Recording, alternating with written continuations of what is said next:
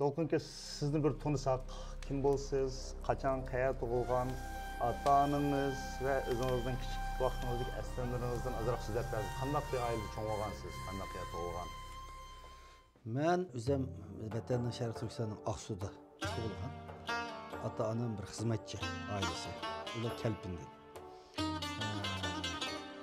Ama çoğun oluşum, çünkü hizmetçi olduğum için ota-onamdan beni bu yerde bakıdığım vakti yok. Ben çoğun opam Kelpin'de bakkan.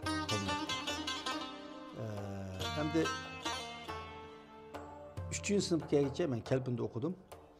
3. sınıfın 9 yaş geldiğince kadar Aksu'ya geldim ata-onamın kaşığa.